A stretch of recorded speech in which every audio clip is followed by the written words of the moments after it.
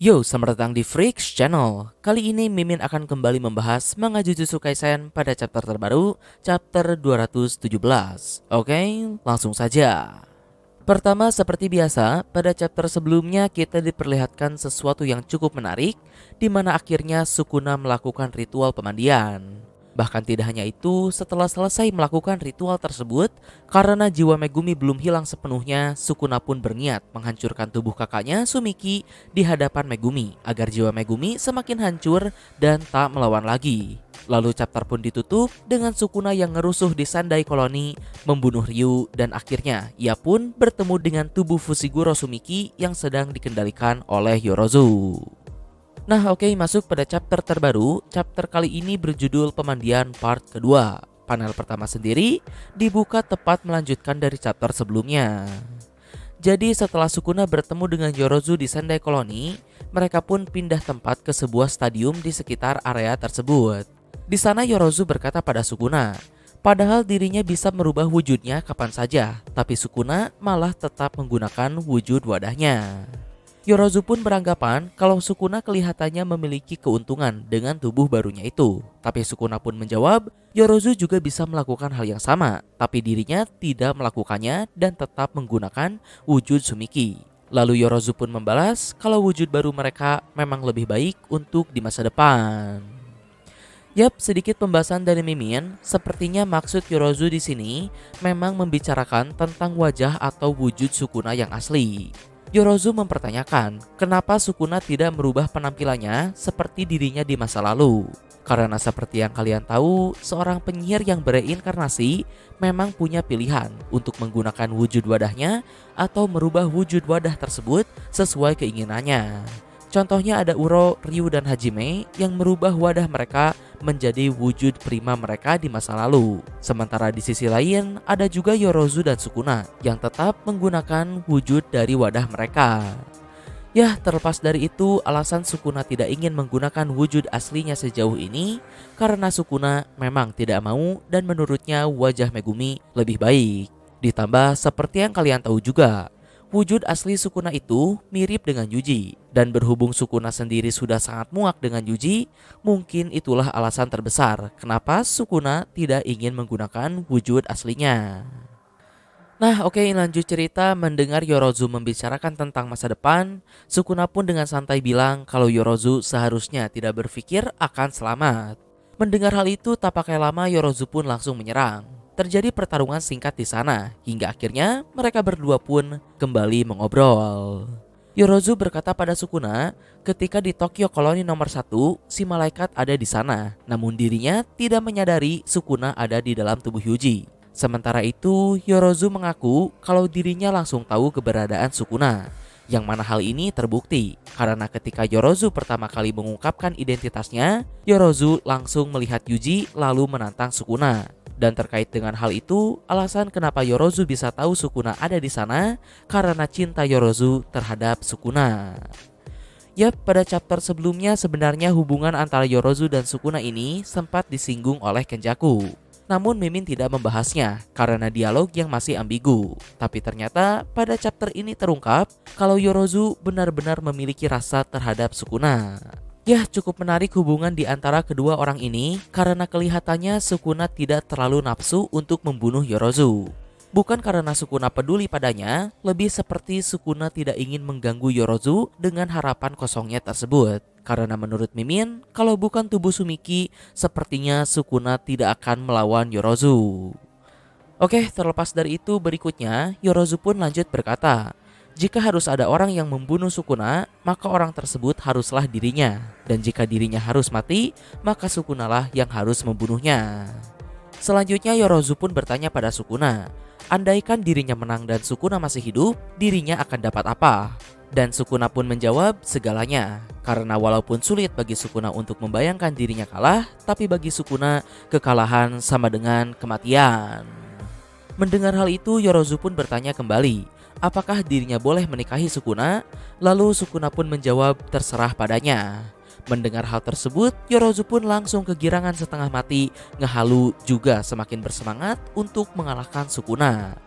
Dan yap, berikutnya pertarungan pun kembali berlanjut. Di sini Sukuna mengeluarkan Gyokuken, yang mana menariknya pada saat pemanggilan Gyokuken ini, Sukuna mengeluarkan banyak bayangan anjing dan menyerang Yorozu. Yorozu berhasil menahan serangan tersebut, hingga akhirnya tak lama kemudian Gyokuken yang asli muncul di belakang Sukuna dan langsung menyerang Yorozu. Namun Yorozu kembali berhasil menghindarinya. Berikutnya tanpa basa-basi, Yorozu pun melakukan serangan balik. Sukuna berhasil menghindar, akan tetapi ketika salah satu serangan Yorozu akan mengenai Sukuna, Yorozu pun menghentikannya dan bertanya apa yang Sukuna gunakan sebelumnya. Sukuna menjawab kalau itu adalah teknik kutukan wadahnya. Yorozu pun kembali bertanya, lalu Malevolent Shrine bagaimana? Dan Sukuna pun kembali menjawab dia tak akan menggunakannya. Yap, sebelum lanjut ada yang ingin Mimin bahas. Di sini menariknya, Yorozu menyebut teknik kutukan Sukuna dengan Malevolent Shrine. Padahal seperti yang kita tahu, Malevolent Shrine sendiri adalah nama dari domain expansion milik Sukuna. Sementara itu sejauh ini, teknik kutukan Sukuna masih belum diketahui. Belah dan potong merupakan tipe serangan Sukuna, bukan teknik kutukannya. Jadi berhubung di sini Yorozu menyebut teknik milik Sukuna dengan Malevolent Shrine, mungkin saja itu memang nama dari teknik kutukan Sukuna. Tapi terlepas dari itu, bisa juga kalau Yorozu menyebut teknik kutukan Sukuna dengan nama domain expansionnya karena ketidaktahuan Yorozu. Dan mungkin di era Heian dahulu, domain expansion Sukuna ini sangat terkenal karena saking mengerikannya. Oke, berikutnya kembali ke cerita. Mendengar kalau Sukuna tidak akan menggunakan teknik miliknya, Yorozu pun dibuat sangat marah. Di sisi lain, alasan Sukuna hanya akan menggunakan teknik kutukan Megumi tentu saja dalam rangka untuk membuat jiwa Megumi tenggelam semakin dalam. Dengan membunuh kakaknya menggunakan teknik Megumi sendiri, menurut Sukuna luka yang akan ia torehkan pada jiwa Megumi akan menjadi sangat dalam, sehingga membuat Megumi akan kehilangan tekadnya untuk terus hidup. Dan yap, tak lama kemudian Yorozu pun berteriak pada Sukuna kalau Sukuna terlalu meremehkannya jika berpikir bisa membunuh dirinya tanpa menggunakan teknik belah potong. Di sini kita dijelaskan kalau teknik kutukan milik si Yorozu ini bernama konstruksi. Dengan teknik tersebut, Yorozu dapat mereplikasi zat apa saja yang ia tahu selama Yorozu telah mencoba dan melatihnya. Nah, jadi serangan Yorozu sebelumnya yang seperti cairan, serangan tersebut ternyata merupakan logam cair yang Yorozu ciptakan sekaligus kendalikan menggunakan teknik kutukan konstruksi miliknya. Dan tidak hanya itu, menurut penjelasan di sana, Yorozu juga dapat mengubah wujud serta volume dari logam cair yang ia kendalikan dengan bebas sesuai dengan energi kutukan yang dimilikinya. Di saat yang sama, sebagai penyihir dari 1000 tahun lalu, Yorozu tentu saja memiliki pengalaman yang sangat tinggi. Belum lagi berhubung Yorozu juga penyihir yang bereinkarnasi, Yorozu dapat mengetahui pengetahuan dari era modern. Dan ya, berikutnya berhubung teknik si Yorozu ini adalah mereplikasi zat, jadi kemampuannya tidak terbatas hanya pada logam cair saja. Di sini Yorozu juga menciptakan zirah daging berbentuk monster yang terinspirasi dari berbagai untayan evolusi. Sementara itu, Sukuna yang melihat wujud monster Yorozu tersebut, Sukuna pun berkata kalau ini akan cocok untuk uji coba. Dan chapter pun ditutup dengan Sukuna yang bersiap untuk mengeluarkan Mahoraga. Nah oke, di akhir pembahasan dari Mimin, sepertinya GG Akutami benar-benar tidak ingin membuat para pembaca menunggu. Karena seperti yang kalian tahu, sejak pertama Sukuna masuk ke dalam tubuh Megumi dan memunculkan Nue raksasa, semua pertanyaan mengarah pada satu hal. Bagaimana jika Sukuna mengeluarkan Mahoraga? Dan ya, tak perlu waktu lama, di chapter depan kita akan melihat pembuktiannya akan menjadi seperti apa Mahoraga versi Sukuna. Karena pada chapter ini sendiri juga terbukti, tidak hanya Nue, di tangan Sukuna, Gyokuken pun juga ikut menjadi lebih besar dan lebih kuat tentunya. Jadi dengan fakta tersebut, sepertinya Mahoraga pun akan menjadi jauh-jauh lebih kuat. Di akhir Mimin akan membahas sedikit tentang teknik milik Yorozu. Menurut Mimin, teknik milik Yorozu ini memiliki potensi yang cukup besar. Dengan kemampuan untuk mereplikasi zat, itu artinya Yorozu bisa menciptakan berbagai macam serangan dan senjata. Lalu berhubung di chapter depan Yorozu akan melawan Mahoraga, jadi seharusnya Yorozu akan bisa memberikan perlawanan terhadap Mahoraga. Karena seperti yang kalian tahu, salah satu kemampuan gila Mahoraga adalah kemampuannya untuk beradaptasi terhadap suatu serangan. Karena sekali Mahoraga tidak mati dengan serangan tersebut, serangan itu tak akan pernah bekerja lagi pada Mahoraga.